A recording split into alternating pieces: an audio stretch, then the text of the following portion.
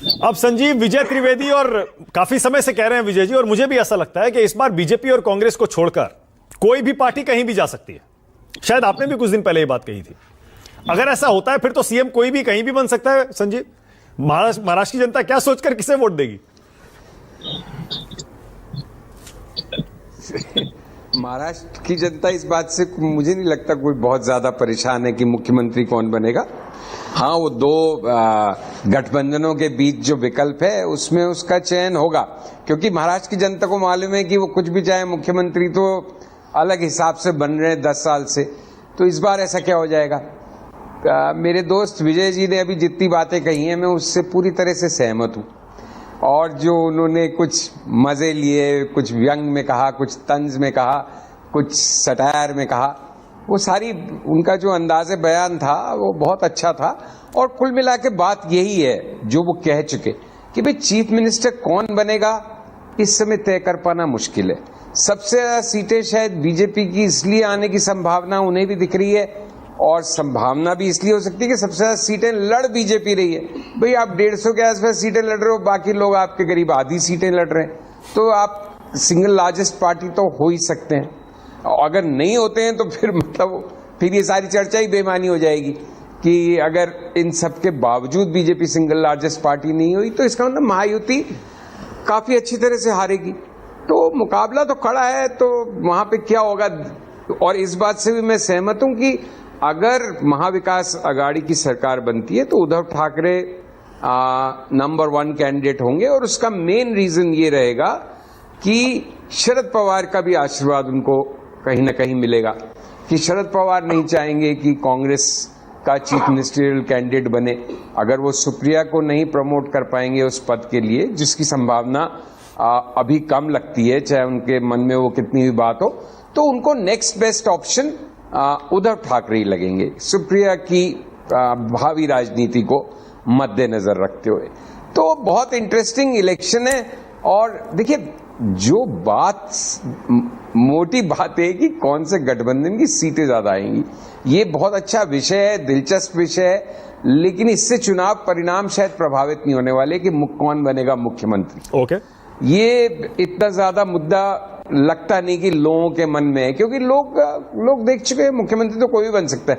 कौन सी विचारधारा, कौन सा गठबंधन, कौन सा कॉम्बिनेशन बनता है। देवेंद्र फडणवीस ने बहुत अच्छा काम किया था 2014 के बाद से एज चीफ मिनिस्टर, वो बिल्कुल ही, तो उनका भी क्लेम बनता है अगर लार्जेस्ट पार्टी आती है तो ये सारी बातें हैं। बट जो एक चीज नतीजों की तरफ अगर हम वापस जाएं, तो वो जो 17-30 का नंबर था लोकसभा में, 17 महायुति का और 30 महाविकास अघाड़ी का, वो इतना बड़ा गैप है कि वो, मैं बार बार कहता हूं कि वो चीजें, समीकरण बहुत गंगा में पानी बह चुका है जिसको कहते हैं, उसके बाद या बहुत और डेवलपमेंट्स हो गए।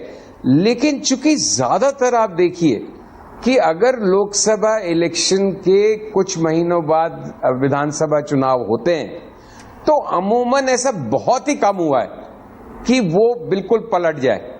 आमतौर पे रुझान उसी तरफ रहते हैं। हरियाणा अपवाद नहीं था, हरियाणा में 5-5 थी, वोट परसेंटेज लगभग बराबर है, और बीजेपी ने बेहतर रणनीति बनाई तो वो आगे निकल गए। यहां पे फर्क बहुत है महाराष्ट्र में।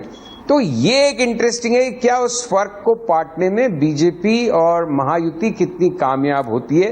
लाडली बहन योजना, शिंदे की पॉपुलैरिटी, अब शिंदे तो मायूस हो ही गए होंगे कल, क्योंकि एक तरह से अमित शाह ने स्पष्ट ही कर दिया कि भाई वो तो नहीं बनने वाले, अभी हैं, बाद में हम फैसला करेंगे। तो अभी हैं और बाद में फैसला करेंगे किस आधार पे, अनलेस की शिंदे जाने की बात करने लगे और वो गठबंधन टूटता नजर आए तो कोई नए लोग आ जाएंगे। और शिंदे जी की भी इस बार ऐसी स्थिति नहीं होगी कि वो जाने की बात कर पाए। अजीत पवार लगातार कहते हैं मेरा जीवन का, बहुत दिलचस्प बात कह रहे हैं। सॉरी, हाँ बिल्कुल बिल्कुल बिल्कुल, बहुत दिलचस्प बात कह रहे हैं। वो आप कह रहे हैं अगर शिंदे जी नाराज हो गए फडणवीस के नाम पर, नहीं सीएम तो मैं ही बनूंगा, पहले भी मैं सीएम था, मेरा डिमोशन मत करिए। अगर वो अड़ गए और वो कहे मैं दूसरी तरफ चला जाऊंगा, तो आप कह रहे हैं उनको मनाने की कोशिश नहीं होगी। आप पहले शरद पवार को इधर लाने की कोशिश हो सकती है। नहीं, क्या टाइमिंग की बात है। जिस समय शिंदे जी ने उद्धव का साथ छोड़ा उस समय उनके लिए एक दरवाजे खुले थे, वरमाला तैयार थी, घोड़ी तैयार थी, सत्ता की दुल्हन रेडी थी, सब कुछ सेट था। अजीत पवार तो बाद में आए ना, हम लोग भूल रहे हैं कि जैसे वो साथ साथ आए थे। अजीत पवार फॉलोड लेटर और काफी अंतराल था शिंदे के मुख्यमंत्री बनने और अजीत पवार के आने के बीच में।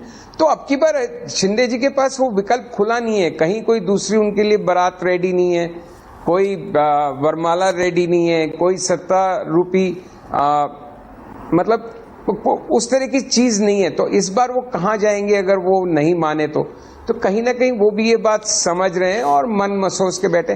तो बहुत कॉन्ट्रडिक्शंस हैं इस इलेक्शंस में, लेकिन वो कॉन्ट्रडिक्शंस इलेक्शन के बाद आएंगे। अभी तो सबका प्रयास मेरे ख्याल से यही होगा, कुछ एक सीटों को छोड़ के कि भाई हमारी कॉम्बिनेशन जीते। और सबसे ज्यादा जिसने अपने ऑप्शंस खुले रखे हैं इस समय इलेक्शंस के दौरान, वो अजीत पवार की एनसीपी है। अजीत पवार की एनसीपी मोस्ट अनडिपेंडेबल है, वो कहीं भी जा सकती है इलेक्शन के बाद, यहां भी रह सकती है, वहां भी जा सकती है, क्योंकि भाई अजीत पवार तो बेचारे लगातार ये कहते हैं चाहता चीफ मिनिस्टर बनना हो, लेकिन हमेशा बन जाता है डिप्टी चीफ मिनिस्टर हो। तो वो तो दोबारा डिप्टी चीफ मिनिस्टर बन जाएंगे, 2 की बजाय 3 डिप्टी चीफ मिनिस्टर हो जाएंगे अगली बार। तो मतलब वो कोई खास बात नहीं है, सब कुछ अंक गणित निर्धारित करेगा कि किस तरह का रिजल्ट आता है, किस तरह का कॉम्बिनेशन बैठेगा। बाकी जने कमो बेश मतलब नंबर 1 अजीत पवार जो हिल सकते हैं, उसके बाद मुझे बहुत ज्यादा नहीं लगता कि उद्धव ठाकरे भी हिल सकते हैं या शिंदे, क्योंकि ये दोनों की बहुत ज्यादा जग हंसाई होगी। हालांकि उससे शायद फर्क नहीं पड़े, बट ये इनके चांसेस कम है। अजीत पवार नंबर 1, इन दोनों ये दोनों 2 नंबर के कैंडिडेट्स। शरद पवार की बहुत कम गुंजाइश लगती है मुझे हिलने डुलने की, जैसे मैंने पिछली बार आपके शो में कहा था कि वो सुप्रिया को कहीं ना कहीं कांग्रेस वाली विचारधारा या कांग्रेस की राजनीति में सेटल करना चाहते हैं अपने देखते देखते अपने जीवन काल में। तो वो शायद इतना खुल के बीजेपी के साथ नहीं जाए। बाकी अंदर शरद पवार साहब भी कुछ भी कर सकते हैं। सो लौटते हैं आपकी बात पे, हाँ कांग्रेस और बीजेपी कहीं नहीं जा सकते, बाकी सबकी संभावना है, लेकिन संभावना इस ऑर्डर में है। ओके हाँ विजय जी कुछ कहना चाह रहे हैं? सबसे कम किसकी और सबसे ज्यादा किसकी? हाँ विजय जी बोलिए। बस मैं एक लाइन जोड़ा, संजीव ने बिल्कुल सही तरीके से सब बातों को कहा। मैं केवल एक लाइन और जोड़ रहा हूँ, जो संभावना मुझे दिखती है कि नतीजे जो हैं चुनाव आयोग के 23 नवंबर को आ रहे हैं। हाँ। और महाराष्ट्र की विधानसभा का कार्यकाल 25 तक है। तो पहले लेवल पर सरकार रोहन जी की ही बन रही है राज्यपाल के रूप में, राष्ट्रपति शासन के तौर पर। उसकी संभावनाओं को भी थोड़ा सा ध्यान रखिए। राज्यपाल भी वहां पर एक नए सरकार के लिए तैयार होंगे, क्योंकि 25 नवंबर उसकी आखिरी तारीख है महाराष्ट्र विधानसभा की। तो मुझे बहुत ज्यादा संभावना लगती है कि राष्ट्रपति शासन को भी ध्यान में रखना चाहिए आपको इन चुनावों की चर्चा करते वक्त पहले लेवल पर। ओके विजय जी, अजीत पवार के लिए तो जैसा संजीव कह रहे हैं बिल्कुल सही है, उनकी राजनीति इस चुनाव प्रचार के दौरान भी अलग ही लेवल पर है, बीजेपी से कई मुद्दों पर एकदम अलग जा रहे हैं और जाहिर है उन्होंने अपने विकल्प खुले रखे हैं। और अभी कहा भी था, मेरे साथ इंटरव्यू में भी उन्होंने कहा हाँ प्रमोशन तो एक क्लर्क भी चाहता है, सब प्रमोशन चाहते हैं, कौन नहीं चाहता। अगर मान लीजिए ऐसा कुछ आंकड़ा बनता है नतीजों का और महाविकास अघाड़ी की तरफ से अजीत पवार को ऑफर दिया जाता है कि आइए, आपको भी लगता है ऐसा कुछ खेल नतीजों के बाद हो सकता है? संजीव की इस बात से मैं सहमत हूं कि अजीत पवार की सबसे ज्यादा संभावना है एक तरफ से दूसरी तरफ जाने की। और जो उन्होंने इन चुनावों के दौरान भी दिखा दिया कि भारतीय जनता पार्टी की नाराजगी अनिच्छा के बावजूद उन्होंने अपने मुस्लिम कैंडिडेट्स को टिकट दिए, सना मलिक को टिकट दिया, नवाब मलिक को टिकट दिया और लोगों को टिकट दिया, और वो उनके साथ खड़े हुए हैं जिनके साथ देवेंद्र फडणवीस जी अजीत पवार को बैठना नहीं देखना चाहते थे, उनको टिकट उन्होंने दे दिया और उनके चुनाव प्रचार के लिए भी जाने। तो वो आगे ये कह सकते हैं कि भाई मैं देखिए अल्पसंख्यकों के साथ खड़ा होने के लिए बीजेपी से नाराजगी भी मोल लेता हूँ। हाँ। वैसे ये स्ट्रेटेजी को मैं इस तरह से भी देखता हूँ कि रोहन जी इतने विद्वान लोग हैं कि उन्होंने कहा कि भाई सारे के सारे अल्पसंख्यकों को वोट जो है पाटिल साहब को ना मिले तो कम से कम अजीत पवार के पास रखिए 10-20-25% तो आएंगे ना वोट उधर। तो एक स्ट्रेटेजी के तौर पे ये भी काम में लिया जा सकता है उसको। एक बात और है बस। हाँ संजीव बोलिए संजीव।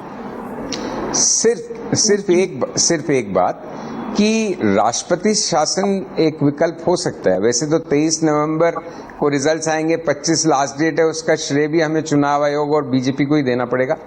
लेकिन कि इसको इतना एन मौके तक क्यों टाला गया, ऐसी क्या वजह थी। बट एक दूसरा ऑप्शन भी तो खुला है कि आप सिंगल लार्जेस्ट पार्टी के लीडर को बुला के उसको शपथ दिलवाएं, जो कि मोस्ट प्रोबेबली बीजेपी होगा।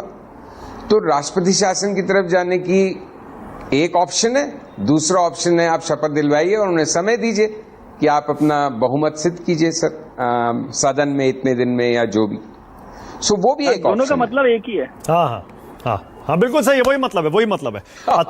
अतुल लोंडे पाटिल, आप तैयार